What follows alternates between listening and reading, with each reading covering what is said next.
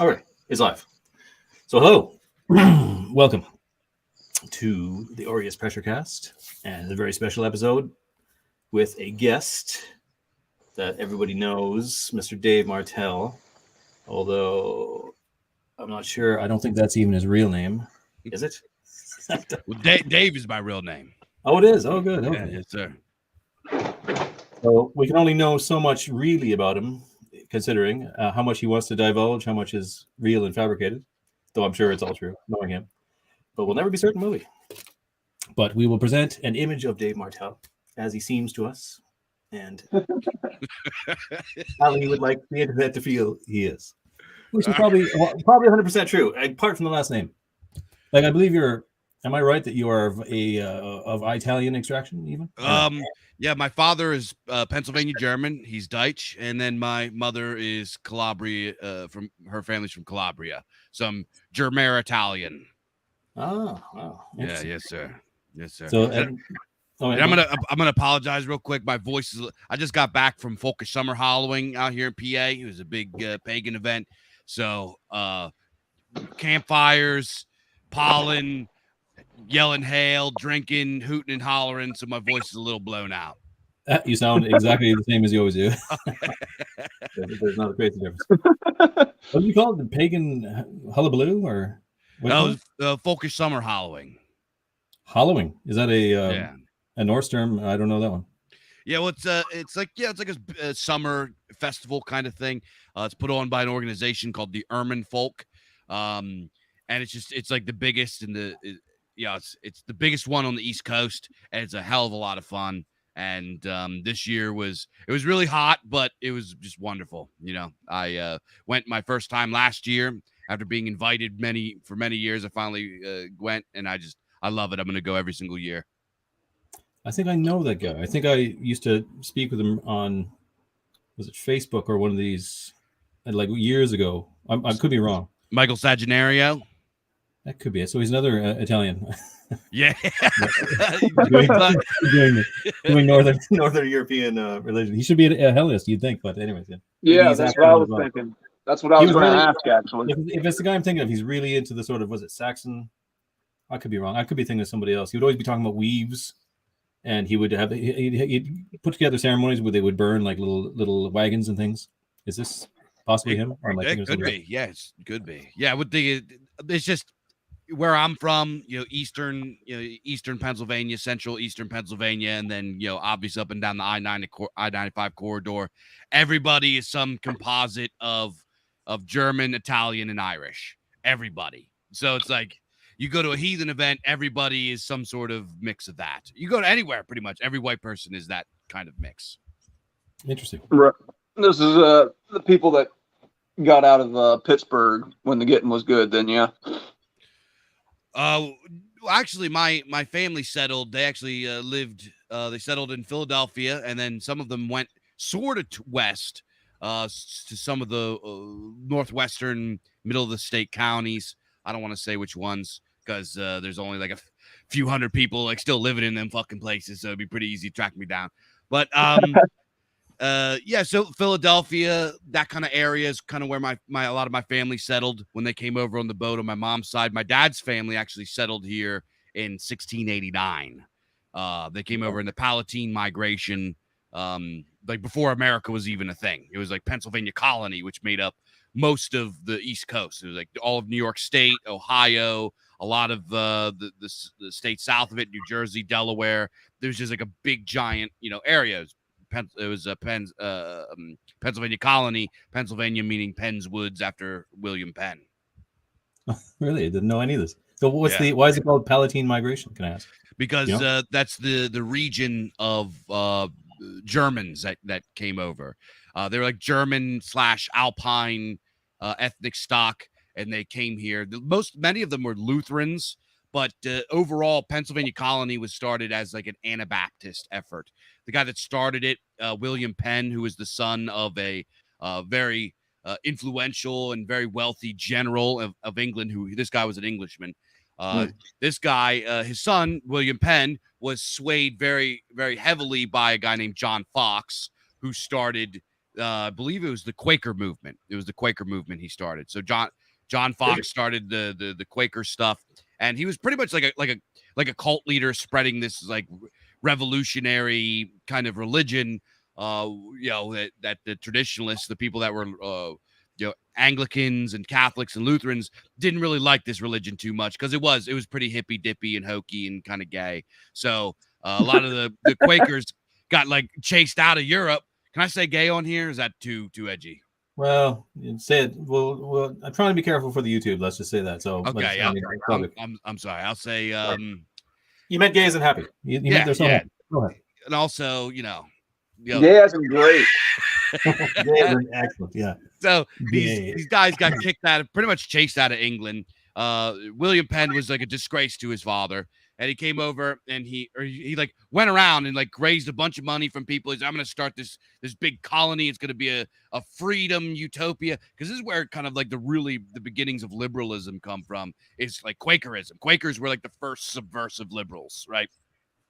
And then he's like, I'm going to create this utopia over there. So he went around to a bunch of rich people and gathered a bunch of money to buy this property and effectively just ran off with their money, got the property, and it became Pennsylvania Colony. And it was this kind of utopian.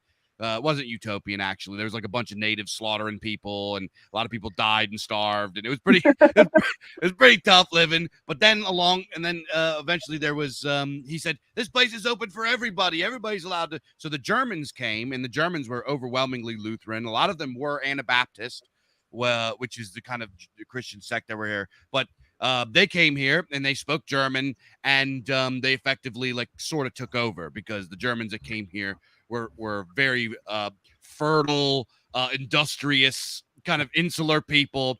And there was actually a lot of tension between the Anglos and the Germans when they settled here. And then, long story short, the Germans that settled here, which now we understand to be the Pennsylvania Dutch or the Deutsch, they like literally like lived in caves, and then they went on wagons and started farms. And my very first ancestor, I can't say his name because it'll dox me because I share the same surname as him.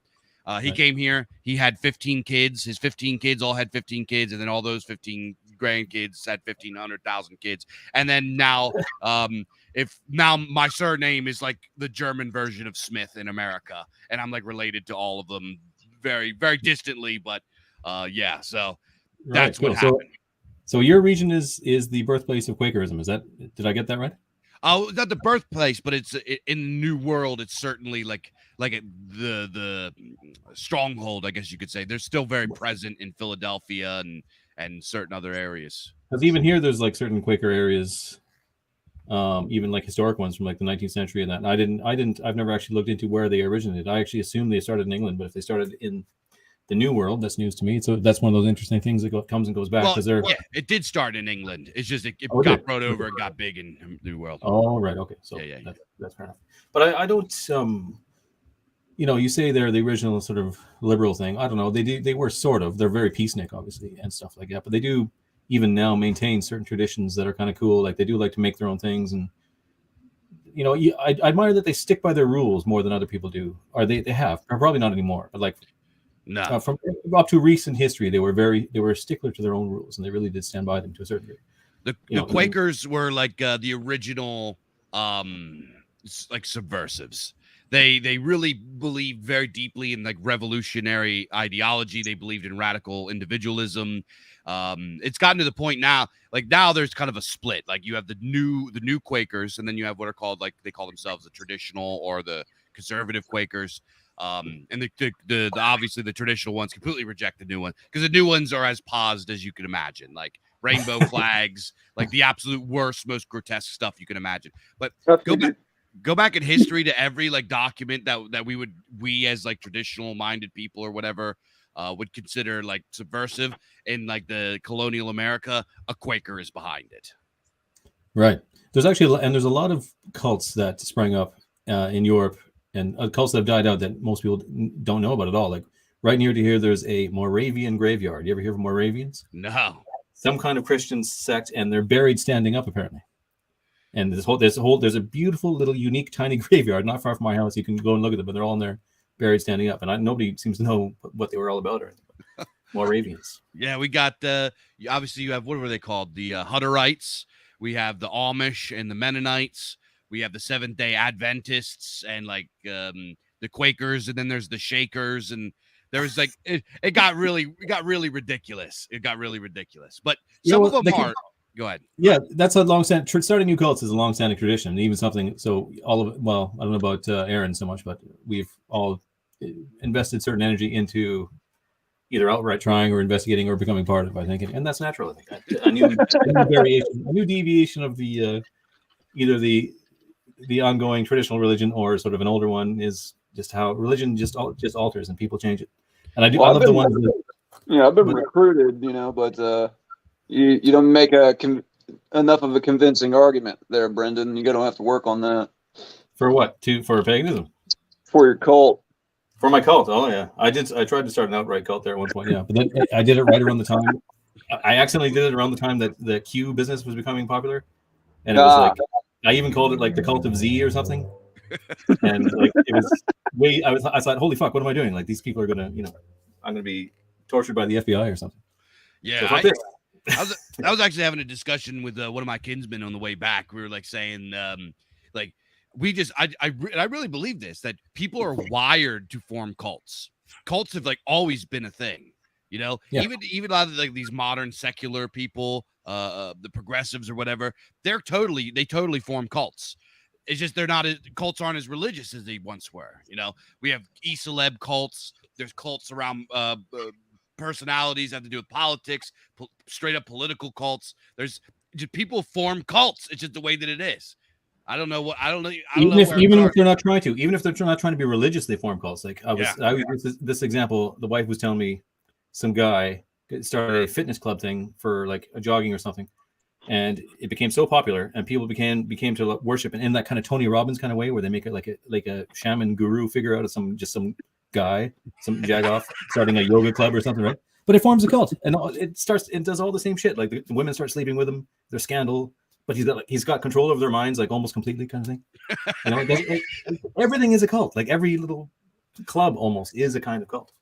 Yeah, I don't think we should fight it anymore. I think we should just be honest that we're all forming cults. Yeah, that's how I see it. Yeah, but like cult of one. When I was saying it, I was saying it outright. I was saying I'm going to start a cult. Obviously, it freaked out a lot of people. Some people. Mostly I don't think you're supposed to call it a cult when you form it. Yeah, I'm gonna be honest. It's not like David Koresh or whatever, or like what's the guy? Who was the guy that went to made them drink the Kool-Aid? Jim Jones. Jim Jones. Yeah, no, that guy was really doing something there. Something terrible, obviously, but I mean, he was doing lots of opiates. I think he was a pill popper, if I remember right. Had a big problem with that. But I mean, imagine being able to say to so many people, "Okay, kill yourself now." I mean, what the fuck? That's someone saying.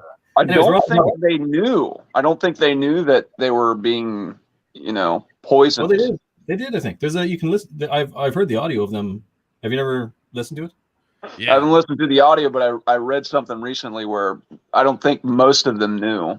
There might have been top echelon that knew, but I don't think most of the people, the groundswell of his, what was his movement called? I can't remember. The People's Church. The what? Okay, first of all, let's just say we don't want anything like this. This is an example of a bad. We don't. This is not the opposite ideal of a cult. Yes, exactly. We're a good cult. Yes, we want good cults. I mean, everything's a cult anyway. So just be honest about it. But yeah, they when I heard the audio of it, maybe some of them didn't know, but certainly a lot of them I think did, and they were pleading, like, "Do we have to do this? Oh God, and people were screaming and crying, but yet they were doing it. So, I mean, I don't know what was going on there, but anyways, that's the cult of personality, which you may say you need some kind of figure to really set off a cult in a proper way. I don't know. I don't know how it works. I wish I did. I would start one. A nice one where everyone had a nice time and didn't kill themselves. But we got some comments here. Let's see. Anabaptists have a wild history. Dan Carlin did a piece on them that was brutal. Don't forget the Mormons and the Scientologists. Scientologists are pretty weird. They're pretty weird. Yeah, Mormons are effectively a UFO cult as well. UFO, yeah. Space aliens brought me the tablets stuff. Yeah. Yeah, they pretty much are. And Scientologists, I don't know. I've looked into it. I don't know what anybody sees in it. From what I can see, everyone who even becomes slightly interested gets slowly blackmailed into it through their psychological testing, where they make them confess everything they know or something. I don't know. Yeah, I don't see what's the draw there, other than there's money involved in it too, I think. that's it. But we're off the topic of This Is Your Life, Dave Martel, or whatever your name is. Dave Quimby. And yes, so I wanted to ask you, so you're famous now for Biz Archives and as a publisher, famous, to a certain degree. As famous as, well, I mean, fame on the broader scale. I consider myself a D-lister. Yeah, we're all at least D-listers, yes, and for sure you're doing obviously very well with it, and like your name has now become very much associated with it. So I wanted to ask you, how did you personally, what road did you take to get into doing that? To think I'm going to write a pulp magazine? Well, so during the lockdowns and everything, I had a pretty tough time. I lost everything effectively. Me and my wife, we were on the up and up. We were really financially stable for quite a few years. We were getting ready to buy a new house. We were like house shopping. Like we were like on the up and up. Lockdown happened. All of that went down the toilet. I lost my job. I'm in an area that got really hard, like locked down really hard. I couldn't find work. My savings got like pretty much drained. It was desolate. And on top of it, I had a baby on the way. I got real depressed and weird. I'm hearing an echo. I know. Sorry. I just realized I didn't start Entropy and I started it, and now now I turned off the sound. Sorry. Oh, it's all good. Yeah, so where was I? So I got like real depressed and weird. I was just really in a bad spot. You know what I mean? The baby's coming, money problems. So I was like, you know what? I gotta get over this. I gotta create something. So I took the $200 that I had left over from the stimulus check that old Daddy Trump sent us, right? And I was like, you know what? I'm gonna use this to create something that I love, that I don't see around a lot. I am like my whole life I've been obsessed with pulp fiction, more specifically the works of Robert E. Howard and H.P. Lovecraft and these kinds of. I can't get enough. Like I read it when I was a teenager, when I was actually younger, and I've always read it and loved it and been obsessed with it. And I was like, nobody's really putting out pulp fiction anymore. I look around and I found a few different publications that were doing it, but they were like kind of like pastiches done by the usual suspects, like skin suits they call them. They were just pretty much vessels for political nonsense. I don't know how far you guys want to get into that, but I'm sure the listeners understand what I'm talking about. It was just trash, right? So I was like, I want to do something that's based. I want to make something that is true to the art form, that is a little bit rough around the edges, a little bit raw, but still very imaginative and zany and entertaining and actually spooky. Not just like because you look around, a lot of the stuff that's coming out that's supposedly like Lovecraftian is like cutesy and ironic and just I hate it. Right. my little Shoggoth or my best friend Azathoth or like just this corny stuff, and I hate that. Because to me, when I think of the Cthulhu mythos, I think of something that it requires like even though it is fiction, it requires a little bit of reverence because the concepts in this mythos are so absolutely just terrifying and just immense. Like these are just things that are just so bizarre that they just freak people out in their time, and they're absolutely just immortal too. Somebody could pick up Color Out of Space or Mountains of Madness or just Shadow over Innsmouth in the year 3000 and they'll still find it spooky and weird. You know what I mean? Yeah. This stuff is just immortal. And I wanted to, I know obviously we can't match up to the greats of those times, right? They're like the best ever. You can't just like wake up one day and be like, I'm going to do a J.R.R. Tolkien thing. You can't just, there's one Tolkien. That's it. You could do your own thing. So I wanted to create something that was not a recreation of Weird Tales magazine, but a kind of a reincarnation of it. It's kind of like its son. I wanted to make the Weird Tales magazine son. So I came up with the name, the Biz Archives. For people that haven't figured it out, it's a combination of the word bizarre and archives.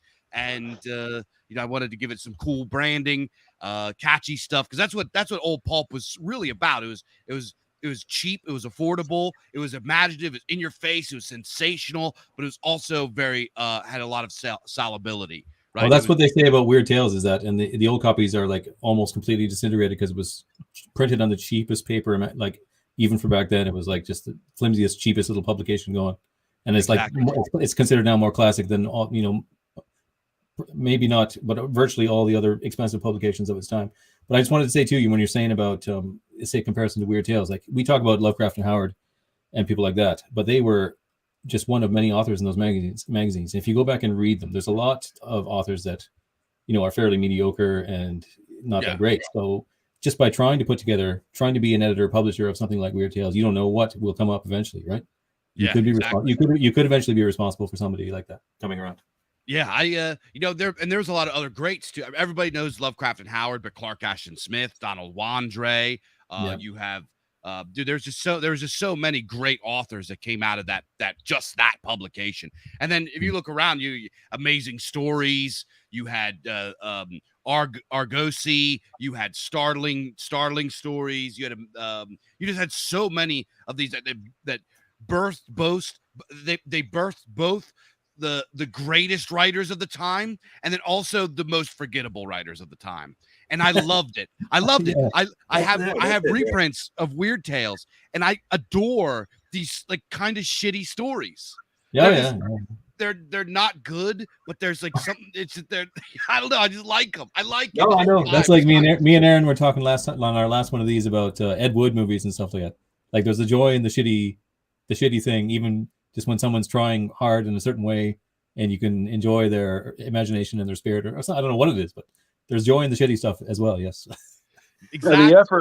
The effort involved is it's captivating and makes you think that hey, I can write a shitty story too, or I can make a shitty movie, and sometimes, hey, you might get lucky and make something that's good. Exactly. It's all in the vein of that. Just imagination run wild. I'm going to do whatever crazy idea I can come up with, Yeah, I just went on a spree watching campy 80s sci-fi movies. Hell yeah. I don't know if you ever saw like Forbidden World or Battle Beyond the Stars or The Dark Side of the Moon, or like some of these like really cheesy, and they're totally cheesy. Half of them are ripoffs of more successful movies like Alien, right? Right. But they're just fantastic because it's all the practical effects. The acting is a little bad. There's parts in it that there's like some like cuts that didn't like. It just does parts that don't make sense. There's parts that are just completely awkward. Like in Forgotten World, there's a part where and also Brandon. The women, you see a woman in the beginning of the movie, she's gonna get naked at some point. Hell yeah.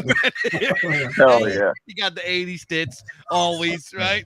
And there's this one point in Forbidden World. I don't even know why they left this. It's some guy with this weird yo-yo type toy, and he's sitting in the room with the all the screens. He's like the security guard, and he's like watching, like being real creepy and hyperventilating and sweating and playing with his yo-yo while he's watching the two main characters like have sex in their room via the surveillance system. And I was like, why did he even leave this in there? What does this do? And there's like a weird flashback in there, but I don't know why. I just thought it was great. So it's like, I love that it's like good bad art. It's just there's a place for it. Oh, there is. Yeah. And when they reach a point of pure shit where it's so bad and you love it, and you begin to love it more, even much more than a mediocre, well done movie, Yeah. It becomes classic. Yeah. It can't just be like, what's like, when I think of a bad movie, almost unwatchable movie, I think of like kind of a big budget, like a more commercial movie that's unwatchable for its boringness, and it's got a budget, it's got money in it, but it's got no originality. It's full of woke stuff or whatever. I can't think of a good example because I haven't seen a new movie for so long. But I'd much rather watch an old terrible. I just watched one earlier on. Like I watched the end of it earlier on, and I started watching last night called Severed Arm from the 70s, and it's just about these guys. These guys get trapped in a cave, 5 guys. And it's just cheap, like the film is cheap, and like their talk doesn't match up with their lips moving and all this. It's American. It's not like Italian or anything. But they're trapped in underground, and they decide, okay, we got to eat something, but we're not going to kill each other. We're going to just cut off parts of each other and eat them. And then right after they cut off the first guy's arm, they get rescued. And so he spends the rest of the movie getting revenge, like cutting off the other people's arm, the other guy's arm, and mailing it. It's just cheap and it's shit and it's great. I couldn't wait to watch the end. It was so cheap, and it was I just like, oh, this is great. Yeah, like, I think that with the Biz Archives, I set out. I was like, I don't necessarily want to create world-changing literature. I just want to write literature that is accessible, it is affordable, and that is entertaining. Because I feel that the overwhelming amount of new literature, which people aren't buying, by the way. I don't think people stop buying literature because they don't want to. Obviously, they got to compete with TV and internet and everything now, so it's going to be tougher. But I think that the decline in readership would be far less if authors and publishing companies actually wrote things that were good. And by good, I mean like entertaining and fun to read, and not 800 pages of world building and fluff and bullshit. You know what I mean? Or decided by like a committee, a marketing team, and like injected full of woke nonsense and all that kind of thing. Exactly. Yeah. So people follow patterns and try to replicate what they think is popular or good at the time, without following their heart and what they truly loved and inspired. Even people that were inspired by the right things to begin with, they seem to lose track of that along the way, depending on what's going on around them. I just wanted to say, someone's mentioned something here. Rick D says, on the topic of cults, L. Ron Hubbard is the most published author of all time, primarily because of pulp. And I didn't know that. Yeah, he is. Yeah, I mean, his books were published as fiction, and then later they were revealed to be the truth.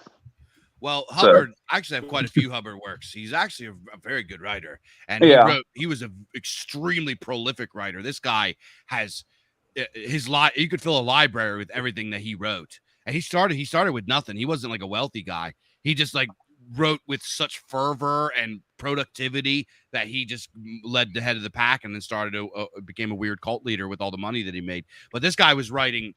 Everyone knows him for his sci-fi, but he wrote horror, he wrote adventure, he wrote westerns, he wrote romance. This guy was all over the place.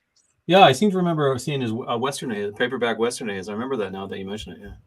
Yeah, at least one. Yeah, so he's actually our type of guy. For all our criticism of Scientology, he's the kind of guy who wrote pulp and started a cult. Exactly what we admire. So he's our guy, I guess. You got a new hero, bub. But so what, you got into pulp because of your interest? Most of us, you were reading it as a teenager. You just got introduced to it somehow, and you started reading it.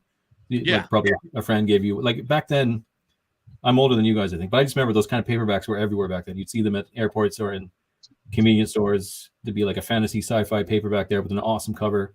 And sometimes the story would be shit, but the cover would always be good and would draw you into it, to be like a naked woman on a centaur or whatever. Like I still have some of the old ones I got back in the day, and they're not, some of them wouldn't be great stories and really cheaply, quickly done, like without good ideas. It seems like, I don't know, like very amateurish, I would say anyways, but they were always there. I just remember that. So that's how you get into it. I suppose some people would find just the shitty ones and then not really get into the better stuff because it's hard. They didn't realize the genius of someone like Lovecraft or Howard or others, or all the various people that did good pulps, let alone the magazines. But my favorite was always actually the compilation things. That's why I wanted to do a compilation, and you did a compilation thing too. Same. Yeah, because it was a short, sharp story. You didn't have to. Because reading sci-fi in particular is all about the idea and the hook, and the whatever your concept is of that twists things around and makes you think and is interesting and grabs you or whatever. And that it's actually most efficiently done, I think, in a short story format. And you can jump from one to the next and just have a great time. And novels can be good as long as they pack it full of lots of also interesting stuff. But I don't know. The short story format was always something I went for. And I always loved compilation things, and even things, say, like heavy metal and the comics and things you used to get that would be. Yeah.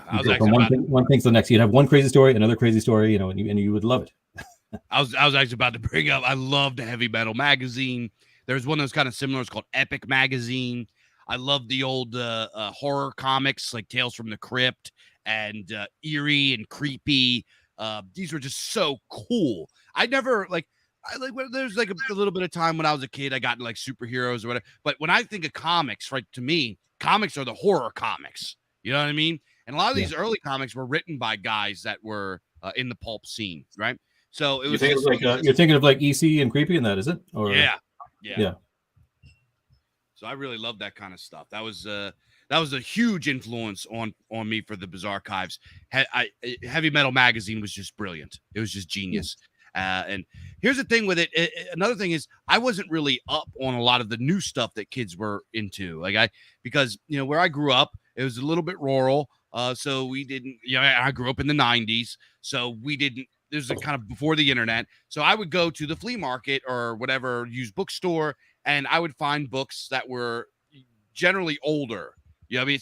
So when I was a kid, I was reading Tales from the Crypt from 1988. I wasn't reading what was in 1995 or 1998 or whatever time it was. Yeah. So I was really exposed to kind of this retro stuff, and I just loved it. You know what I mean? The vibe of it, the inspiration behind it, it had a completely different vibe. And I think that that vibe, I don't think that it was trapped at its time. I think that started with the big bang of the golden era of pulp, and it continued on into obviously went into the 60s and 70s with the mass production paperbacks, and then you get into the heavy metal magazine, the epic magazines, and the horror comics. And I just think that continued on. And the same thing, a lot of people bring up when people think comics, they think of Superman, Batman, or Spider-Man or whatever. But Marvel Comics was in the hole until they produced Savage Sword of Conan. Conan literally put the comics industry on his back and carried them to victory. And then, Stan Lee being an effete cosmopolitan urbanite, he hated sword and sorcery, hated fantasy. And as soon as he could, he got rid of it. And then superhero comics started getting propped up with movies in the 80s by obviously you had your, we're kind of like, your Batman movies and et cetera, et cetera. So the movie industry propped up comics right after Conan and Sword and Sorcery propped it up. So superheroes have never even really been that popular. It was kind of a flash in the pan. It feels like they are now, just because the only movies getting made are those Marvel movies, and none of the kids have anything else to go to. It feels like maybe they're getting now. Sorry, and what were we going to say? Yeah, it seems like the imagination of the castles and dragons and barbarian lore was unnaturally uprooted around that time period when the popularity of comic books and Marvel superheroes came about, mid to late 90s. I remember that time period. Yeah, around that time for sure. And I was always I always had a certain connection to Ireland and the UK. When my parents were both my dad was from UK, my mother was from Ireland. So I was in Western Canada, but we would often come over here for the summer. So I got exposed to certain comics they had over here. And a huge one for me was, it's not any good anymore. I think it's still around. It hasn't been good really since the 90s, I don't think. But it's 2000 AD. I don't know if you guys have ever seen those, but that was a good one. Another compilation thing, like it had Judge Dredd and characters like it was comics about. It was more in that Conan vein where it wouldn't be the silly, ridiculous guy in a leotards fighting for justice. It would be like heroes that were only slightly less evil than everybody else, kind of thing. And I liked it because it was mostly science fiction. It was a big inspiration for me to do Aegeon. Actually, I often think of 2000 AD because they would have these different characters that would walk you through the book. And it was comics. It wasn't written stories. That's the big difference. And the art was fantastic, but it would have science fiction type guys like 2000 AD, lots of science fiction, but they'd also throw in randomly a bit of horror or a bit of Slain. You ever hear of Slain? He's kind of a Celtic Conan type guy. What's that guy? Simon Bisley did a few versions of it and were really good. I don't know if you guys know about it, but it's a good alternative. You'd love it. You would love it. It's a good alternative to Conan, and it's actually even more kind of harsh in many ways. A lot of blood in Slain. That's up my alley. Yeah, for sure. You would love it. Yeah. So you should look into that. Anyways, that was for me another one that I'll always think of still very fondly. And I still have old versions of it. And like my kids now will read that, or they'll read I have like those compilation books of the creepy magazines, like not all of them, but I got some good old ones, like ones where even Frazetta was doing them and stuff. Oh man, Frazetta. What, dude, that's another thing that I don't like. I don't like, I was watching you guys podcast the other day when you did the other one or two. And when you first put this overlay up with the hot sword and sorcery babes, I was like, this is art. You know what I mean? This is the kind of stuff that I love. You know what I mean? The Frazetta, the muscular heroes and the babes and terrifying monsters. I just don't see that level of art. Now, obviously, it's tough to reproduce that level of art. Frank Frazetta was a master. You know what I mean? He belongs in the list with Da Vinci and all these guys. You know what I mean? Yeah, but pretty much, yeah. in my opinion, I know that some people out there would disagree with that. In the Book of Dave, Frank Frazetta belongs on the Mount Rushmore. You know what I mean? Yeah.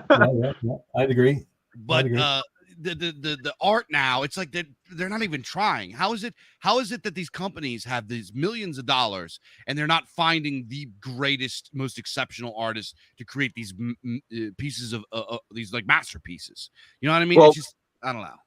Yeah, the problem is they actually do have those artists. They just have them making the fucking garbage that they have them making. I mean, the people that work in the art industry are masters of their craft. I can tell you that just from personal experience. However, they're not paid to make, this kind of lore that, I mean, they're paid not to make it, basically. Yeah. And I'll be honest, I think some of the stuff that like me and Brendan are producing, some of the art that's in our books is like miles above what you get in the mainstream. I was looking through Aegeon, the newest Aegeon, and some of those pieces in there are like, it's like you don't see this kind, even though it's black and white. It's put on, we're putting it through mass publication. It's not printed on the highest quality paper. Like we're trying to produce something that is affordable, right? And it's still, the art is so imaginative. We got Biz Archives. We have Donald Kent and Arturo. Rules. Brendan is in there in Biz Archives 3, and it's just like this. The art, in my opinion, I might be bragging, I might be high on my own farts or whatever, but I just think that the stuff that we're producing is way cooler than anything that you get at Barnes and Noble or from Marvel or whoever. Yeah, that's the thing. I think like what we're doing is pretty good stuff. Like it's fine for me to say that, or you being is our thing, but like compared to other type of things you see, not that I've looked into the other pulp guys you introduced me to at all. I haven't actually seen Cercova or any of that stuff, so I don't know exactly what they're doing, so I can't say. But generally speaking, I know that I would enjoy Aegeon and Biz Archives. You know what I mean? Like I know that it's good in its way. Whether or not people pick it up and actually go for it and read it is a different matter. It's up to them. But like I know it's something that I would have liked when I was a kid, and for sure it's like at that level where it's good. It's good, better than even some stuff. Because like I even as research, I bought some old analogs. And they were good, and actually generally the art was very good, but like again a lot of the stories I thought were very kind of cheap one-off things that were just kind of filler, and even some of the art was kind of quickly done and whatever as well. It wasn't all just genius all the way through kind of thing. Yeah, I just think in terms of if there was some kind of judgment of pulp over the eras, that we wouldn't actually fare too badly, even though we're just like these guys doing it on their own. Kind of, you know what I mean? Like you feel like you're just some jagoff guy. But all things told, I feel like it's pretty good, actually good. Yeah, no, I agree. I agree. Yeah. So, someone says Gardner Fox. I don't know. Do you know who Gardner Fox is? No. I don't know who that is either. Maybe you can elucidate. I know the name Fox. The name Fox came up earlier, and we were talking about origins of names last time. So that would be somebody in the past probably looked like a fox. Maybe he's bringing up two guys. Maybe he's talking about John Fox and Gerald Gardner. Gardner Fox. Yeah, maybe. Okay, who are they? Gerald Gardner started Wicca, and he was like that. He's kind of like that pervert cult leader that started Wicca, and then John Fox started Quakerism. All right. Okay. Yeah. Maybe he might be. Yeah. So I got sidetracked there looking at some of those questions. Yeah. What were we talking about? Yeah. And Rick says scary stories to tell in the dark. About his first that was actually Scary Stories to Tell in the Dark was very, very good. I really liked that. And then my boy Whitfield said he loves 800-page tomes because I was buzzed. There's a place for big giant novels. Like obviously, Wolf Shield will know. Anytime that I get a chance to like yak about Dune, I will, because I think it's a masterpiece. It is, yeah. That's the best-selling science fiction of all time, yeah. Yeah, and it is a masterpiece. And there's many of them. Some of them aren't as good as others though. I think later on he couldn't quite capture what he was doing in the first few. Certainly first one and the first 3 or 4, I think. Like God Emperor Dune is very good as well, I think. Probably almost, if not as good as the first one. But I didn't actually. There's 2 more that I have: Chapter House Dune, and there's another one I didn't quite quite read, which I must. I really should. In fact, have you read them all? I've listened to. I read the first one, right, and then I listened to the next two on audiobook, and then I kind of just like did. What was the fourth one? The fourth one was Was that God Emperor Dune? Or no? No, it was Children of Dune. It was God Emperor Dune, and it was like Heretics of Dune or something like that. I can't remember. I can't remember. One of them I had some trouble like getting into. So I went and I watched a bunch of videos, learning all the lore, and I have the whole collection, and I know where the story goes, and I just, by the time I got to that fourth book, I'm ADD, and Are you? I don't know. Yeah. Are you really? I wouldn't have thought that. Oh yeah, like badly? You have to take fucking Ritalin or whatever the fuck it is. No, I don't take anything because that stuff is poison, and it's really bad for you. Actually, if you 4 or 5 years ago, I just couldn't deal with it anymore because the forgetfulness and everything like that is really tough to deal with when you have to remember everything, and we do as adults. So I got on Adderall. They prescribed me Adderall, and it just screwed me up. So I stopped taking it. And then you unleashed the beast, the berserker within. Yep, the true Dave Martel began. You told me that you do you microdose for you microdose mushrooms. I hope I'm not really revealing things you don't want me to. Nah, that's cool. You said that when we were doing this on Telegram. We were just messing around, which was just like this, except it was on Telegram. Yeah, but you said it then. Yeah, so you take microdose for headaches. You said, is that right? Yeah, I actually have a condition that's pretty lousy. It's called cluster headaches, or sometimes they're called suicide headaches. It's like the most extreme and rarest form of migraines. They're pretty rare, but they're really bad. And if I get a real bad one, I can end up in the hospital. And there's only like 2 real treatments for it. There's a medication that is highly addictive and really expensive and really, really bad for you that they prescribe to you if you have it, or you can microdose psilocybin mushrooms, and it keeps it at bay. And it's like really the only known workable treatment. Obviously, we're not allowed to take them. It's illegal, but I don't care because I'm a gangster and I take them anyways. No, I think that's fantastic. So I wonder how much that attributes to your flourishing creativity as well. Like, do you think it plays a part at all? Yeah, definitely. Slightly high all the time. Yeah. So I don't necessarily think it's like it gives me something I don't have. What I do believe it does is it makes new neural pathways. So yes. I think that it fixes my brain and lets my brain work better than Yeah. No, I don't have any doubt. And I like, at least part of my, I don't know how much I did a lot of psychedelics when I was in college. I've gone on about this too many times, but like, I wonder, did it permanently affect me in some way?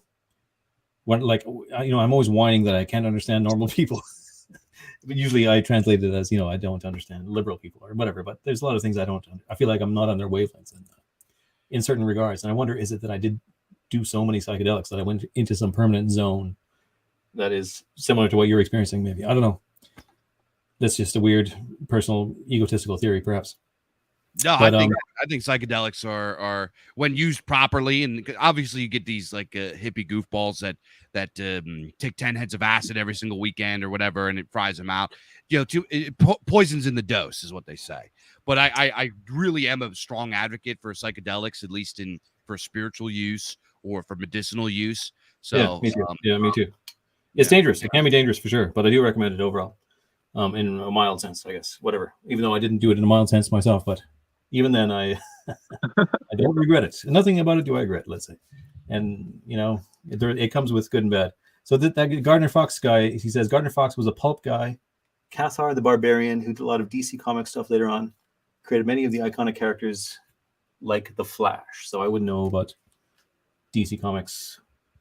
Cathar the Barbarian, that's slightly familiar, but I remember like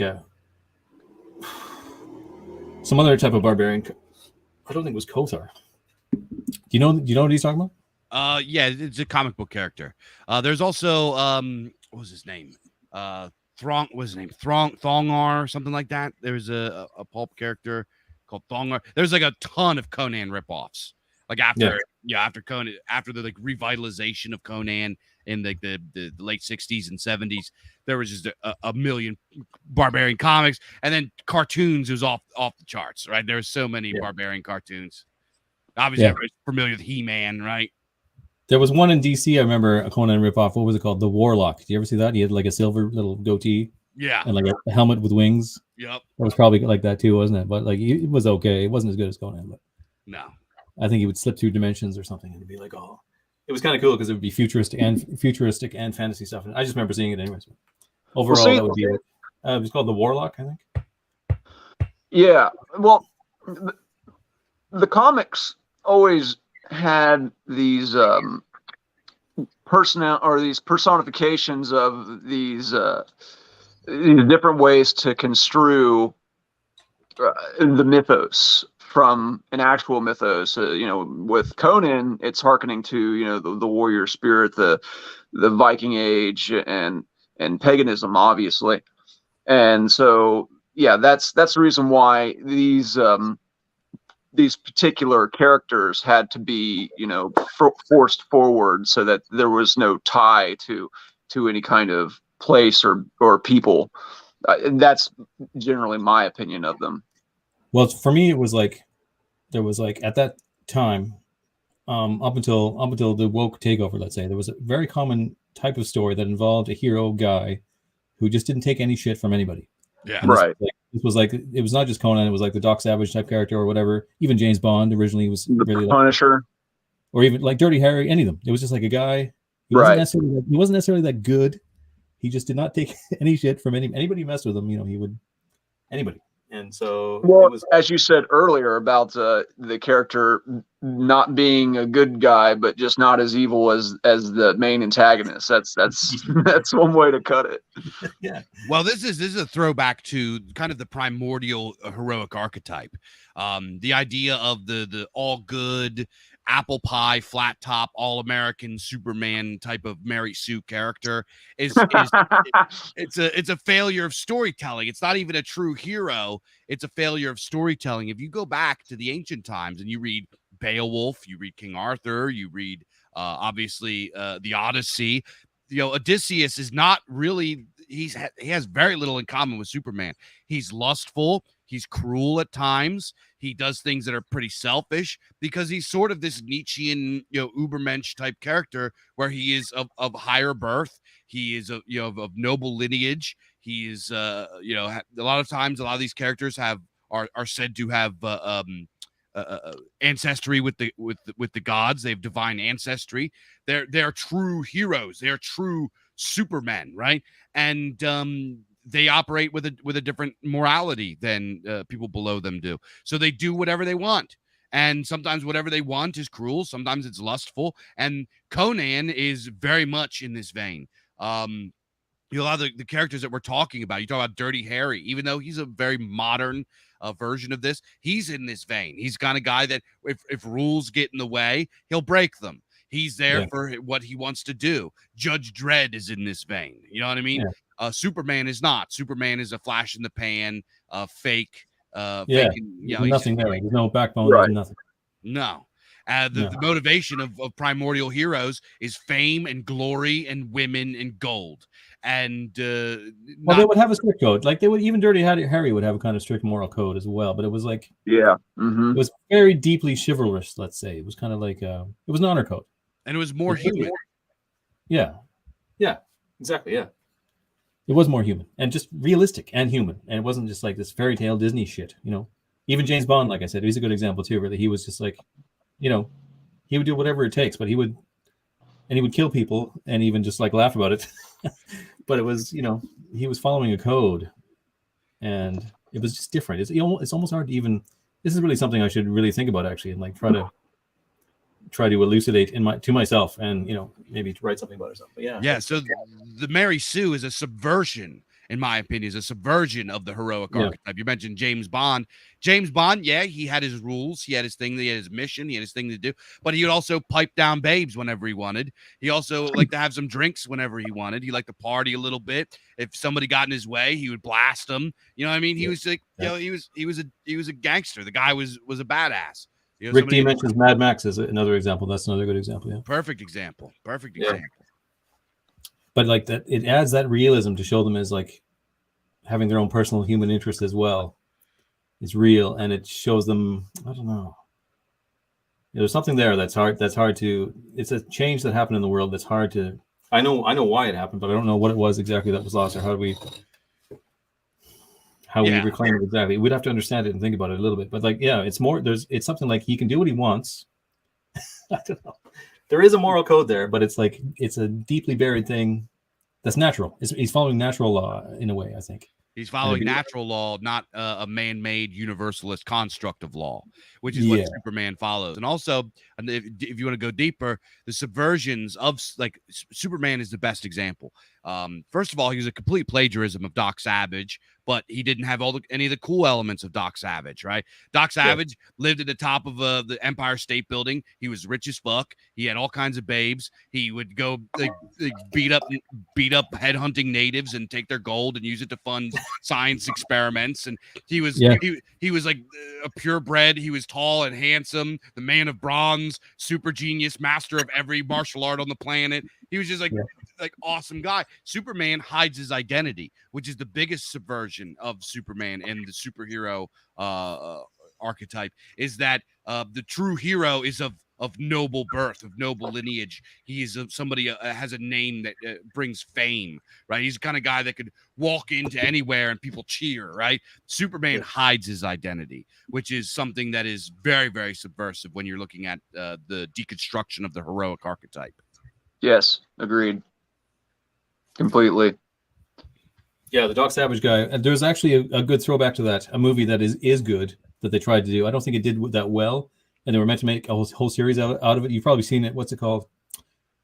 With the guy from RoboCop is in it, and he plays this guy. He can do everything, and he's like, what's it called? Buckaroo Banzai and his adventures in the something dimension or something. Have you ever seen this? Peter Weller. Are you talking Buck Rogers? No, I'm talking about Buckaroo Banzai. Okay, you haven't seen it. You've got to see it. You'll love it. I haven't seen it.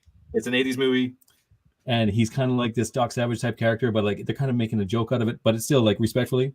He's in like not only his gang of like crime busting guys are also in a band, and he's the singer, so they're singing like rock music, and he's a super scientist. He knows like whatever, all the martial arts and everything, and these creatures from this dimension come into the earth through a machine. He develops a rocket on a car, puts him through a mountain, and he comes back with these aliens, and they sort of invade the earth, and he saves everybody. But it's like a total homage to that kind of character in a humorous but pretty good way. I highly recommend it. Buckaroo Banzai. Yeah. I've never heard of that. It sounds great though. Oh, it is good. Yeah, it's probably one of the last throwbacks to that kind of character, that Doc Savage type character. The guy who's like the James Bond character, the guy who can do everything. He's super tough. He's like, impossible. He gets all the girls. He knows everything about fucking wine and caviar or whatever. But like, so he's an impossible guy. But like, that's like an archetype guy for a young men to look up to and think, okay, I want to be as good as that. I want to be the Renaissance man who's also tough. And that's what you need. You don't, people mock him. Always, it's impossible. Nobody can be like this. But that doesn't matter. You're making like a figurehead for young people to emulate. Exactly. Right, and that's where the comic books come into play, because yes, they have created these archetypes. Right back. You guys just talk for 2 minutes. Yeah? Sure. Yeah, sure. So as I was saying, basically that's where the comic book character comes into play, because now you have these archetypes that have been created for the youth to follow and emulate. Superman, all of these characters with all the right political angling and all the right worldview have consumed the consciousness of the imagination and have basically, like I said, unnaturally destroyed these archetypal characters with the honor system, as Brendan was speaking about previous. Yeah, exactly. And unfortunately, this is why I say this is why I'm kind of against reactionism, because reactionism, it puts you at the mercy of that which you oppose, right? It forces you into the dichotomy of that which you're trying to oppose. And unfortunately, in reaction to the kind of the deconstruction of Superman, which this is what postmodernists do, as Brendan so skillfully takes down in his book, they just deconstruct by nature. So they deconstruct and deconstruct and deconstruct. So what has happened with these superheroes now is now they're transgender. Now they're just completely mushy nihilists that don't even have any motivation. They just kind of exist because the writers are too stupid and talentless to actually write good stories with them. So as a reaction, a lot of guys who are kind of more on our side of things are like, no, we got to go back to the good heroes, which is like Superman. And they don't realize that Superman was a subversion from the get-go. It's like the conservatives that clutch pearls about the nuclear family, not realizing that the nuclear family was a reduced family unit from the clan structure, which was reduced, by capitalism, which is a whole other discussion. But this is why I warn against reactionism, especially reactionism in art, because what we might be reacting against in our time may have been a subversion 50 years ago. You know what I mean? This is why, in my opinion, it's important to have kind of the substrata of intellectualism beneath the art that we create in order to like shine light on these kinds of things and really learn the nature and like the ontology and like all this kind of stuff of the art, in my opinion. I think it's good to make ourselves as wise as possible, and there's great wisdom in what you're saying. I do think that in every stage there is a kind of good and bad, though, and that you can harken back as far back as you like to an ideal age, let's say, of which there was more ideal ages in certain ways, especially when a certain change is killing you now and potentially going to wipe you out. That's obviously, you do want to look back to those more ideal things. But in each stage, usually there's things have changed and there's a good and a bad occurring. Yeah. And it can be hard to find. Like even say, in this miserable world of today, I right before we came on here, I became incredibly entertained by the wife was showing me some kind of some kid won a mullet contest in the US somewhere. And his name was Brock, and he had this ridiculous long, like curly, super long blonde mullet. And I was like, this is excellent. This is still going on. Like, something like that is still happening.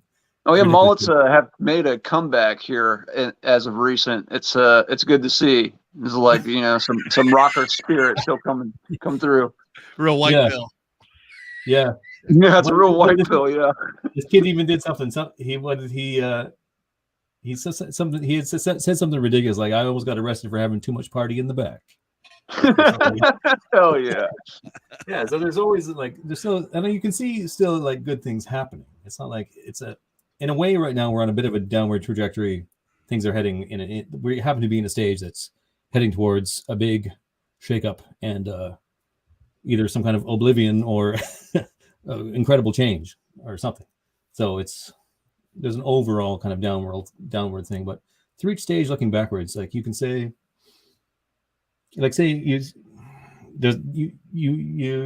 said there about the nuclear family versus the earlier tribal structure, where are you harkening back to like the days of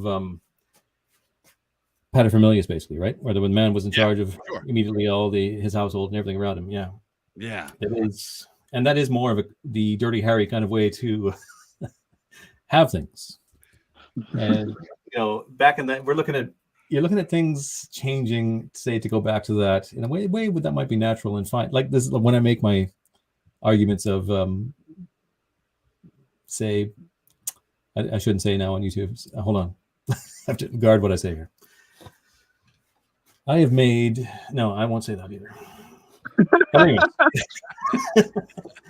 Anyways, we know we're talking. Ideologically, what you were saying, Dave, about reaction being counterintuitive to what we're trying to portray with as creators, especially revolutionary creators or politically minded, socio-politically minded. That is the vanguard. I feel that is where success is going to be in gaining hearts and minds, especially when it comes to the imaginative process. Especially with the work that you both are doing with just having stories that just seek out that spirit other than being, a satire of the shit world that we perceive on a daily basis. Well, how many hearts and minds do you think we can reach, Dave? I don't know. I'm shadow banned on most platforms. I do have other ones. I don't know you. Well, what so as for in terms of reaching, I can reach, and I can see the certain amount I can reach, and I can keep going. It's enough that I can keep going. and I will anyways. So like, it's enough that I can keep going anyways, but I can't see myself reaching an enormous audience. Can you, like, would you, not before some sort of mass change in the culture or something? Do you think that's most important, other than making the content, having the content in the ether, kind of the Jungian? The content's most important, and there's enough people buying it that I can keep going anyway, so it's fine in that sense. But just in terms of like thinking that you're going to influence culture broadly, I don't know about that. What about 100 years? 100 years, 200 years from now? Do you think there's a potential to somehow? So, to start, you mentioned something about how there's like good and bad in every era. I agree with that, like, completely. I think it really frustrates me, people that are just like, no, nothing good can be created. There's nothing good going on now. There's nothing new. Nothing new can be good. And it's like, bro, how do you know? You're not reading it. Like, you're like, I had a guy tell me, he's like, oh, well, he wasn't telling me. When somebody shared one of the Biz Archives links into a chat on Telegram, and he's like, oh, great, more moderns. Or I can't remember what he said, but it was really smarmy and black-pilled and everything like that. I'm like, how do you know it's not good? Did you read it? And he's like, no, well, but I was like, okay, then shut your ass up. Like, yeah, exactly. Shut up, dork. Let me tell you, I would say now more than ever, there is so much good art. You just got to look for it. You know what I mean? I read stuff. I'll be honest. I don't even like need to. I forget that the modern stuff even exists. If you ask me like what I thought of the new Marvel movie, I'll bet the last one I was even aware of was probably the the Avengers or whatever that happened. That was like 10 years ago or whatever. I don't even know that it exists anymore. That's probably the last one I saw too. Yeah. I'm so between all of the badass retro vintage stuff and all the cool underground indie stuff, I'm completely immersed in that. And I don't even know, like, everything is good to me. Like, I'm just excited. Yeah. I'm like, people are like, oh, well, what do you think about the state of art? I literally have to like draw something out to talk about the lousy stuff. I have to go research and find what's lousy, because I'm like in a space where everything's great and everything's maybe not great, but everything is fun and entertaining and enjoyable. So can we take what we're doing and give it all the way to the masses? Probably not. But I'm not even like really worried about that, because as Brendan said, I'm selling enough and moving enough stuff that it's totally worth my time. I'm not at all worried about appealing to the massive normies, because they're probably not even going to. They're probably not smart enough to enjoy what we're doing anyways. So it's like, I don't even care.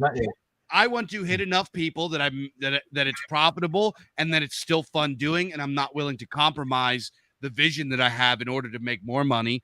But I don't think that I have to, because I think that there's enough people, and not just in our spheres, but broadly, I think there are enough people that are intelligent enough, that have enough imagination and have enough interest that we could hit a very large number and become very, very successful. I think now that more than ever, people are starved for good stuff. And I think that they're just like waiting to find us. I can't tell you how many, like, there's people that I'm a hustler. Like, if you drop me in the desert, I would show back up to town with some new sneakers and like $50 cash in my pocket. It's just how I drive around. I have Biz Archives books. You're gonna sell me an RV next. Yeah, right. Yeah. I have Biz Archives books in my trunk. I have cards on me all the time. If you're a complete stranger and I see you in the store and you're wearing a t-shirt of something that I think you might like with Biz Archives, I'm going to strike up a conversation with you, and then I'm going to force Biz Archives into the conversation, and I'm going to sell you some books. You're not going to be able to escape me. You're buying books. So, but it's not even, I don't even have to really try that hard. It's not like I'm like, forcing it on people. The moment I tell them about it and I give them my elevator pitch, they're like, oh, really? Let me see. And I sell books out of my fucking trunk all the time. Right. And people just like, sorry. It's when I went to the event that I was just at.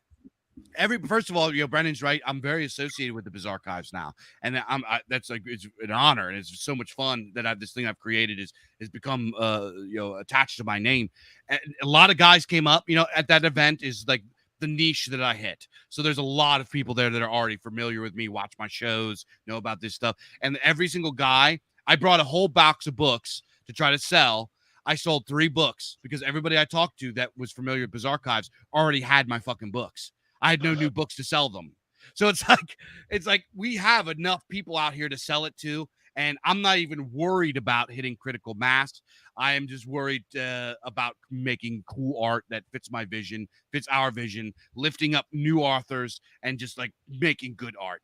And I just believe, maybe I'm naive, maybe I'm cocky, I don't know, but I believe that the stuff that we're making is something fresh and something interesting, and that it is, as long as we keep on the grind, that we will get to where we need to go. I'm not even worried about it. Yeah, it's probably not a far cry even. Like it's only the system. It's like a loophole in the system that we've attached ourselves to, that you can produce your own work on Amazon and sell it directly to a customer, and all I need is my own social media to sell it, let's say. Yeah. Right. Because that's a whole different ballgame. So like even like in my first book, I actually had someone offer to publish it, and I even said, so what's the value to me getting you as a publisher, considering like I actually at that time had more social media followers than they'd had in terms of what they were going to do, to promote it. Like, seriously, I was like, well, what's the advantage to me to have you as a publisher? And he was like, he was a good, honest guy. He was like, just to say you have a publisher really is the only advantage, because we're going to take more of the money and everything else. So like there's a loophole there that we're taking advantage of. But if you look at the old creepy and I don't know, I can't say for Weird Tales, but Analog and some of those, let's say, you definitely see in the notes from the editor you get the same kind of feeling that they feel like they're desperate pirates on their own little adventure, sort of, weathering the storm of whatever occasion and whatever happenstance they had, that they were able to find themselves in this position. It was kind of, although they were publishing in print, so and they were, however they were being advertised, they obviously had distribution. Back then it must have been. This is something we don't have to worry about at the same time, but we also need the fact that we're shadow banned doesn't help us. But like in terms of print publishing, they had their own. They were allowed to be in shops, and they were prominent, and they were being published widely, but they had their own issues staying alive, and they also felt probably similarly that they were getting away with something, and they were like doing, whenever you do something wildly original, wildly creative, unbounded in as many ways as you can, I think you're going to have to like go at it the hard way and like, cut your own way through the jungle kind of thing. Yeah. And I would say that like now more than ever, we have a huge opportunity, especially us in these kind of spheres that we inhabit. We have a huge advantage over kind of our competition, because our competition, even the people that sign with big publishing, corporate publishing, they publish their books, and then they get sent this big giant stack of books that they're supposed to deal something with. They get into Barnes and Noble to collect dust until they get sent back, and then the money has to get.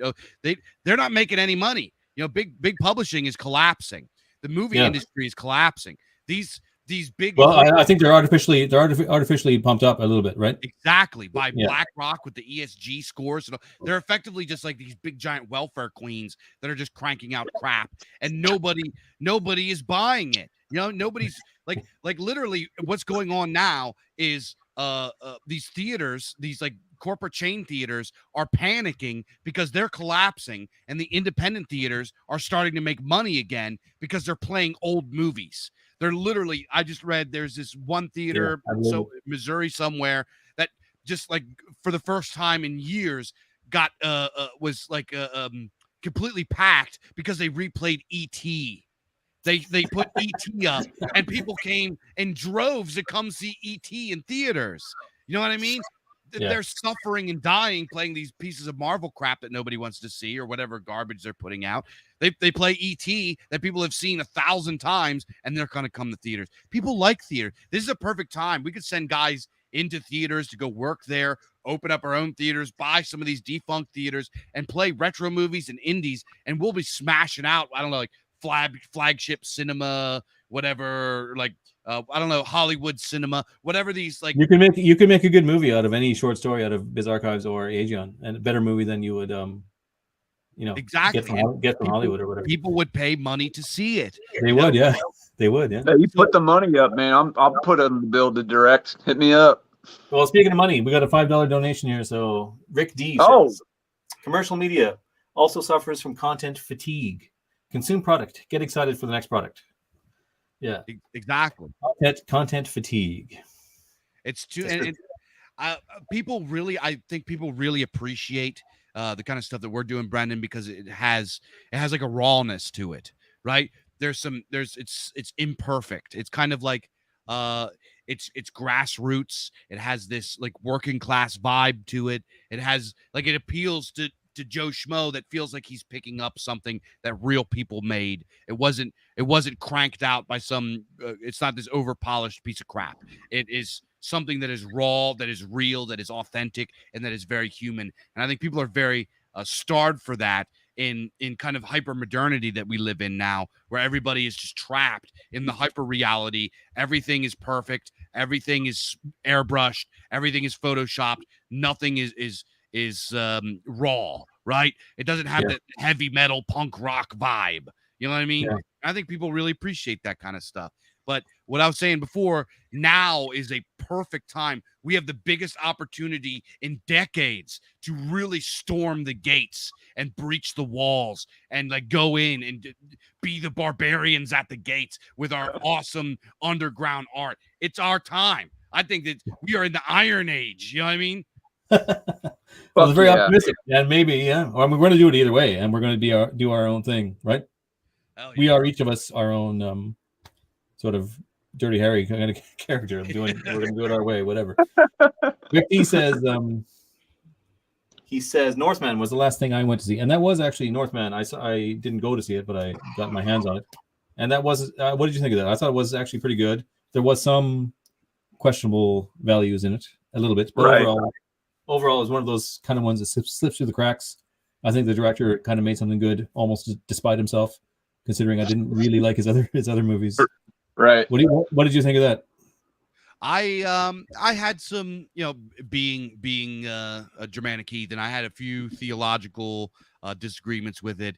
Honestly, the questionable things in it, I didn't think were that bad. I think if we saw those questionable things in more retro stuff, we wouldn't even have thought twice. I just think that we're hypersensitive to it now.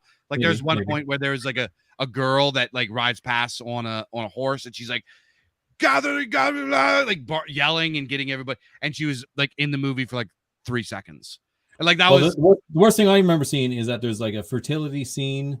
They're doing some kind of fertility gathering around a fire, and I saw 2 young girls like embrace, and I was like, oh, this is just modern. I think because I actually watched it on a like shitty pirated thing where like someone's in the theater with a fucking camera recording it, but I'm pretty sure that's what I thought. And I thought, okay, that's the only one. My issue with it was, all these. This guy makes disgusting movies, right? Every single movie is just like dirty and gross and all that, and that's all fine and dandy. But I want to see him, do a movie about the Zulu tribe or something not of my lineage. If he's going to be, just dragging it through the fucking mud like this. What do you mean? How did he drag Northman through the mud? I don't think he dragged it. He was respectful enough. I thought. No, you didn't. The farting and the like. There's a lot of really weird, gross shit in that movie. Was there? I remember that. That was just, artistic. I didn't. Yeah, that was. Just you don't remember him. You don't remember him like eating like a dog and farting and doing this kind of shit. Well, that's just. I don't know. I don't think that was at the beginning. That was at the beginning when he's. Yeah, I do remember that. Yeah. But I didn't see that as a big deal. That was more artistic license. I would chalk that up to. Sure. No, overall, I thought it was pretty good, surprisingly good, and surprisingly unpaused.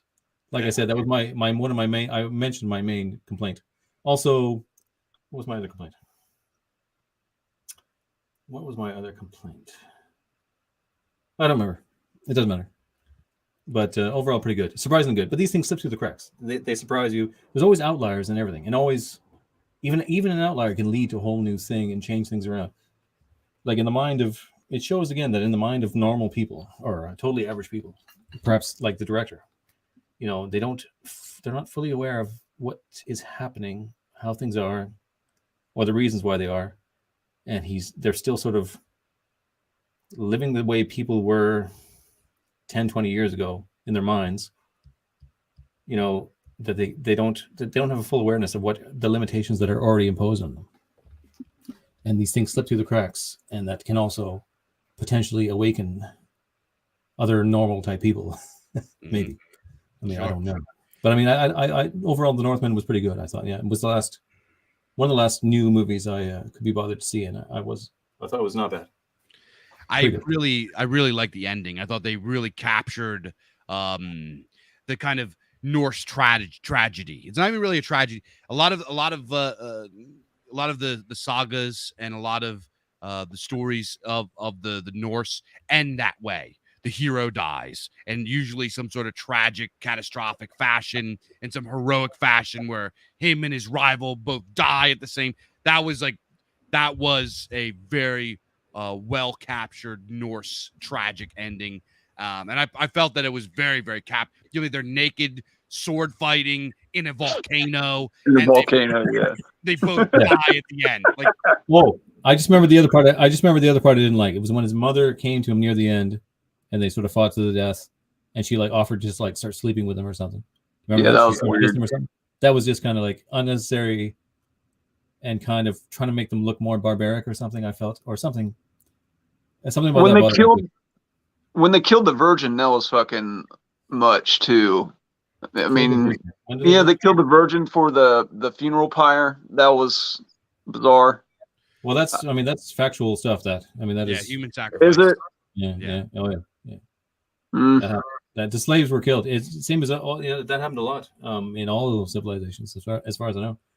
Yeah, slaves were killed with their masters, and like that was it. It wasn't. Here's the thing: is like I did disagree with how human sacrifice was depicted in that film. Here's a spicy take: I am actually in favor of human sacrifice. I think that it is a beautiful spiritual tradition, and I think we should bring it back. God damn it! And I thought I had some questions. That's pretty good. You and I wouldn't go for that one. The depiction of it makes it look like it's this like gory, bloody, barbaric thing. It was just human sacrifice in the ancient times, especially among the Germanic people. Number one, it was a form of execution. They didn't have jails back then. If you got captured, you were executed. And it was just everything that they did was ritualized, right? Because they were very, very pious, religious people. So everything was ritualized. Everything from making soup to how they hung their clothes. Everything they believed very deeply in this very spiritual world, and they lived by the accordance of their gods. So obviously, execution is going to be ritualized as well. We still do it we have chaplains come out and read last rites. The only difference is, back then they would, they did it in a different way because they didn't have lethal injection or electric chair. They, bled you out. So now you do it in the most humane fashion possible. You get the person in and you give them a nice IV drip or something, and they just tightly go to sleep. They didn't have that back then. And with prisoners, they didn't have anywhere to go with them. Like, what do you. And also, this was practically this was a very eugenic thing, because a lot of times people that were born with serious defects or maybe people that had serious mental or emotional trauma would choose to go and offer themselves because they felt that their life was worthless, so they had no meaning in life, so they wanted to have meaning in death. So they would offer I agree with that. themselves. Okay, but I would agree with someone who wanted to throw themselves in the volcano kind of thing. Yeah, but other than that, and for all the extremely controversial takes I would have that I will not talk about on YouTube, I do not agree with that one overall. I do agree with somebody throwing themselves in the volcano or saying "kill me" because they feel they want to die. Well, look, capital punishment, fine, but I mean, this was portrayed in the film. It was a young girl that basically was singing, and then they come up and just stab her to death just for no reason other than to throw her on the pyre. I just don't really see that being, that portrayal is it's a little insulting, I feel, other than how you put it. Yeah, that's not how they didn't just pick randos out of the crowd to like huck into a volcano. That's egregious. It was people that wanted to go. Like, obviously, think about it like this. If you're a father and a plague comes through, and you're, say like you're in your 50s, and like your whole family gets wiped out, and you're the last survivor. If I was in that position as a father, speaking as a father, I would want to go. I don't want to live out the rest of my life. Yeah, I would agree with that. Yeah, if you were that's brutal. If you were born with something like spina bifida in those times, there's no surgery. You would want to go. You should be allowed to die for religious reasons if you want. Yeah. So it's not like this gory, bloody, random, barbaric thing. It was their way of dealing with the people that either had to be gotten rid of, which were criminals or war captives. And also with the slaves thing, you got to remember slaves, weren't considered human beings. They were property. So they had to go with their master to the next world. Sure. Right. So Lord Wolfshield says, make America sacrifice humans again. I agree with that. Well, we might be getting a bit controversial for the YouTube here. Okay, we might be touching on track. This is worse than the G word I used earlier.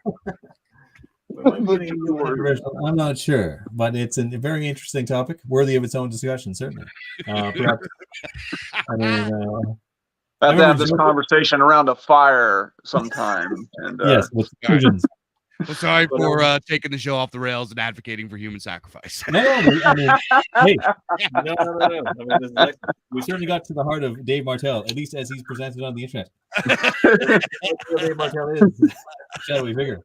And yes, what more excellent way than to have a. I just see a presidential campaign. It's Dave Martel, comic book, creator. Human sacrifice aficionado. It's an angle that I hadn't thought of. I have jokingly said something like that, but I have not thought of that angle before. It's just sacrifice is a word that makes it sound loaded, right? If we said like ritual execution or capital punishment, Yeah. Religious capital punishment. How about that? Aaron was asking me about my apologetics for like sort of slavery or something, and I was saying, well, it's just like, we have slavery today. But it's, just renamed it, and it's, it's something that's always going to be there as far as I can see. I was going to bring it up. Yeah, but this is a whole other business. This matter now is like a whole other tier. I am also in favor of thraldom. Okay. Yes. We did it. Okay, well, either way, look. So we're almost at an hour and a half anyway. So maybe we'll shut her down. What do you think? No, any more questions? Okay, well, let's think for a minute. What did we not discuss here in terms of Dave Martel? Who's Dave Martel? Dave Martel. Okay. Let me ask you this: How did you come to the pagan beliefs overall? Okay, so I sort of, now that I think back, I think that I've always been, pagan, right? When I was very, very young, I was absolutely just obsessed with mythology. I just found it captivating. I wrestled with the idea of why is it that people believe that the old gods were real, and then all of a sudden they stopped believing that, and now they say that they're not real? How is it that they believed it for many, many thousands of years, and all of a sudden it's not true? Like I wrestled with that for a long time because I absolutely adored the stories. Were you raised devoutly sort of Christian or anything like that? No. My mom is half-ass Catholic, and my dad is sort of like an agnostic. So I wanted to be religious because I looked up a lot to my grandfather on my mom's side, my pop, and he was very, very Catholic. He went to church 3 times a week. He never missed mass. He was very ashamed of the fact that I don't want to get into all that, but there were divorces in the family, and he was very ashamed of them. Like, he was very, very Catholic guy, right? Had the rosaries, prayed to saints, and he would put curtains over mirrors because he thought there were demons in them.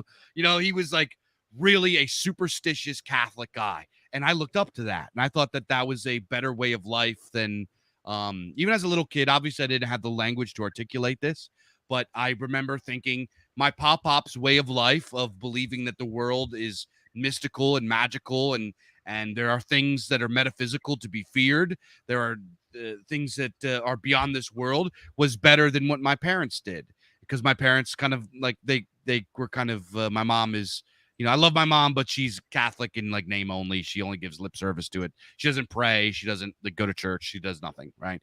The most Catholic thing about her is she makes 7 fishes on Christmas Eve sometimes, so this was like I believe so I wanted to become a Christian at this time. I was like, I was never baptized. Like this was not part of my life. So I would go to church with certain family members, and I just like felt nothing. And I reacted against this. I was like, well, my parents believe that their religion doesn't mean anything to them, so religion must not mean anything. So I became an edgy fedora lord atheist douchebag. And in this period of time, I read Richard Dawkins and all this kind of stuff. And then I was like, okay, that was kind of gay. Sorry, kind of dumb. So gay as in you loved it. Gay as in it was so happy and joyous that you just gay as in great. Yeah, sorry guys. I'm gonna get you guys shut down. Started. I'm gonna get you shut. Yeah. We're not on the Telegram any longer. We're not on the Telegram. So during this time, I was like, okay, so heavy metal is based. I was listening to Deicide and like King Diamond. I was like, okay, I'm gonna be a Satanist. So I was like, I started reading Satanism. I was like, okay. And what I didn't realize was this was already kind of just like I was just rereading like a reskinned version of libertarianism and liberalism. It wasn't really anything different, but I was like, at the time, I was just like reaffirming my stupid beliefs that I had about the world, being a goofy young man. So I was like, I'm going to be a Satanist. So I go to this thing and I meet up with these Satanists, and they were the cringiest, weirdest, most insincere, douchey people I've ever met. There was a guy there in like a steampunk outfit with a top hat with a clock on it. There was a lady with a lamb, like a plastic lamb mask, and she was belly dancing, and she had a C-section scar. And there was mannequins. I can tell you the whole story if you want, if you really want. How was the music? That's good, yeah. So I go to this, and it was just like the cringiest, most embarrassing thing that I've ever seen in my life. I was like, okay, I'm totally not a Satanist now. So I kind of just like floated in like I don't even know, kind of gray area for a while. But I always kind of maintained this belief that the Germanic gods were real, right? When I was probably like a young teenager, me and my buddies used to do like rituals. We'd make sacrifices to Odin and stuff like that. And while we didn't know what we were doing, we just it was just based completely in belief, right? We just believed, or we wanted to believe, that these ancient gods were real because, we were just like captivated by it. And then I got with my wife, had my first son, and I started feeling some kind of way. I was like, because having a child just completely changes you. The moment I saw my first son in the operating room, that Dave died and a new Dave was born. And at that point, I was like, I need to have some sort of spiritual tradition. So I searched around on the internet, and I found some videos by a guy you might have heard of. His name's Stephen McNallen. He's kind of the big spreader of the new awakening of what's called Also True. And I just loved his videos. I thought he was brilliant. I bought his book, and I started buying books, and I got obsessed with it.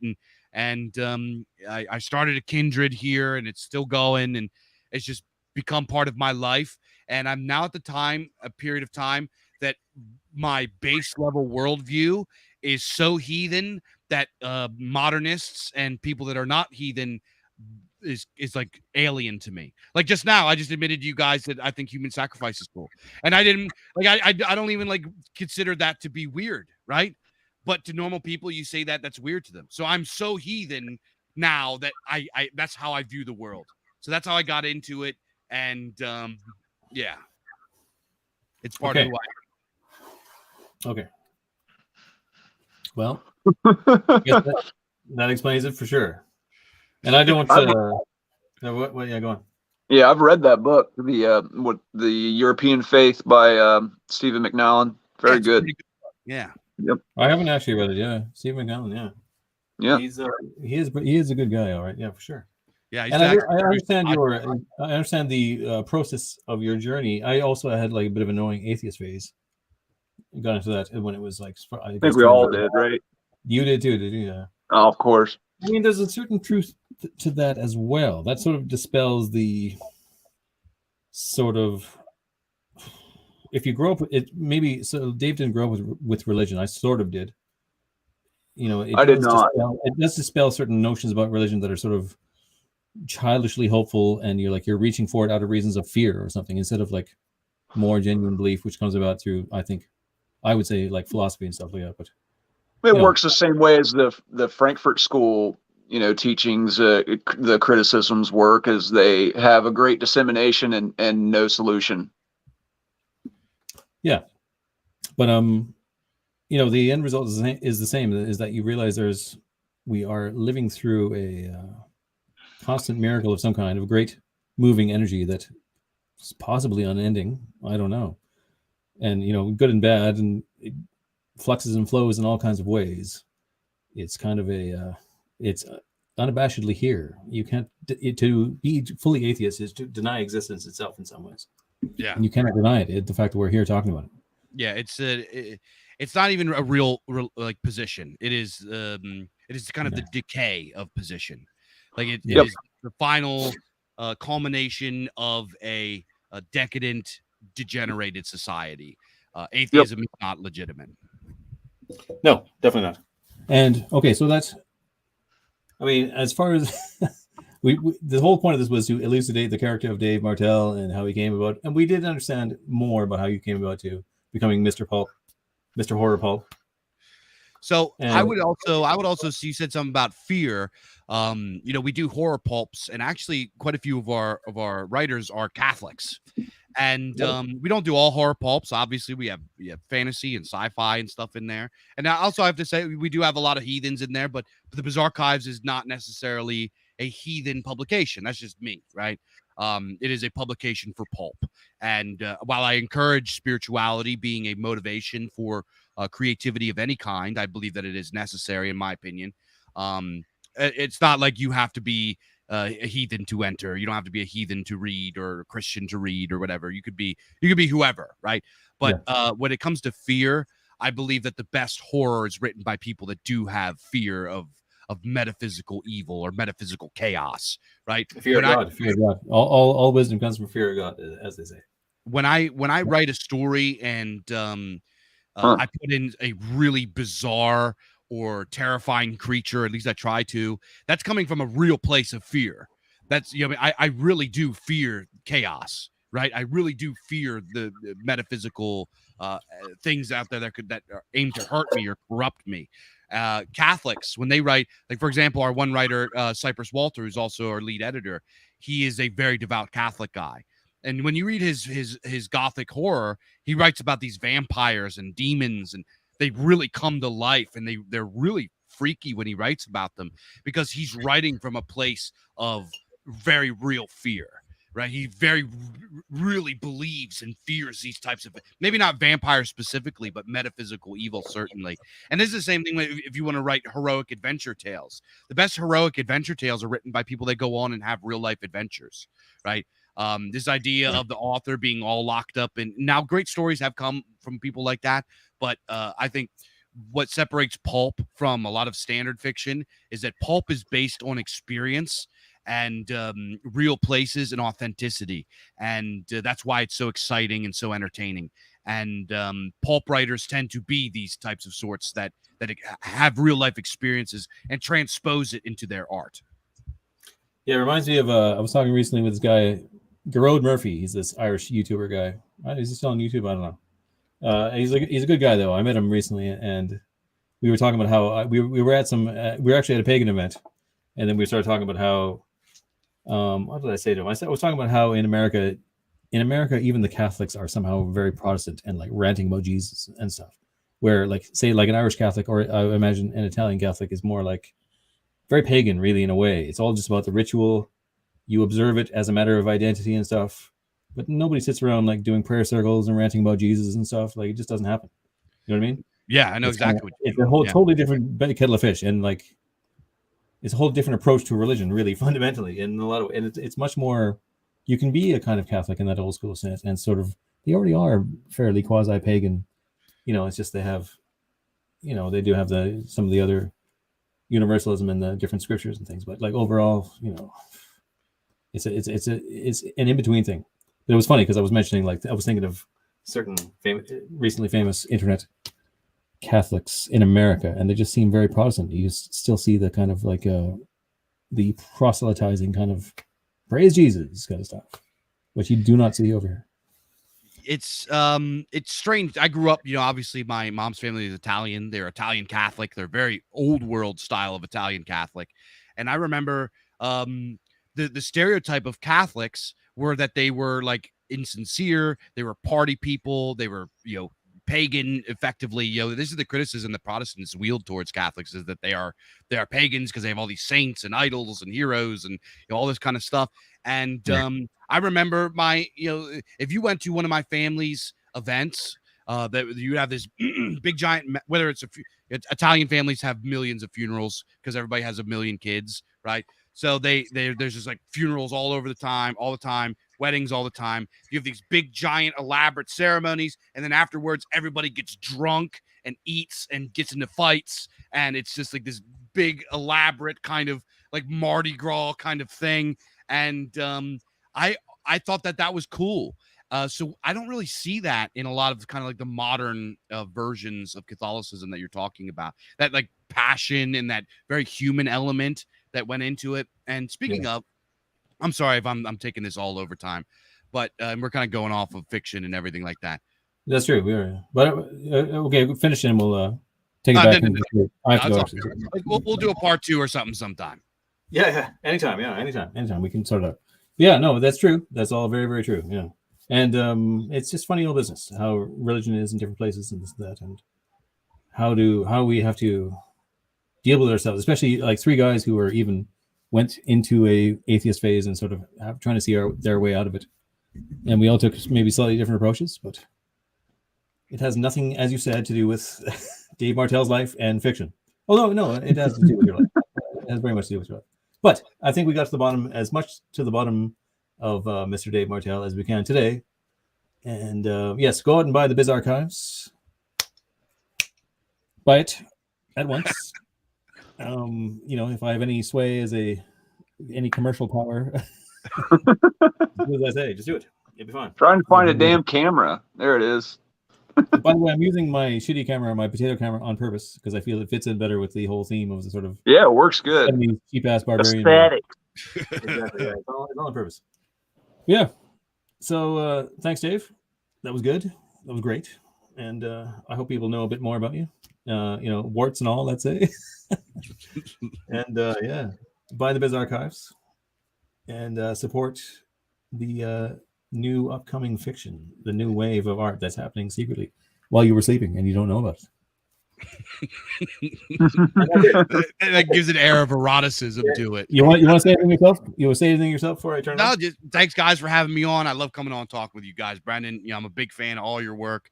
I think your guys' podcast rules. I think you guys got a big bright future. So thank you for having me on, everybody that's listening. If you want to check out the Biz Archives and all the weird and wonderful stories in there, Eldritch Wonder Tales, you can go over to thebizarchives.com and go pick up a copy. We got, I think we're up to 8 books now we got out between the Biz Archives 1, 2, and 3, as well as debut works from authors such as A. Cuthbertson and Shane Hawkes. We have reprints. Algernon Blackwood, The Willows. We have the first 2 Buck Rogers tales with A Man in the 25th Century by Philip Francis Nolan. We have so many great books over there. So make sure to go over to thebizarchives.com and pick you up a copy. You can't get books like that for any other for a better price. 10 or in and around $10. Some of them are less. Go get yourself a copy there. You can follow us on Twitter and Telegram at the Biz Archives. Weird tales of monsters, magic, and machines are coming your way. We got lots of great stuff coming out. I could give a whole big pitch. Just go check out the website, check out the social media. You're going to love it. Excellent. So there you go. That's it. Fantastic. Until Wednesday, we'll be back. And thanks for having us. Yeah, thanks for coming out, Dave. It was great. Yes, sir. Yeah, good. As always, good to talk to you. Goodbye.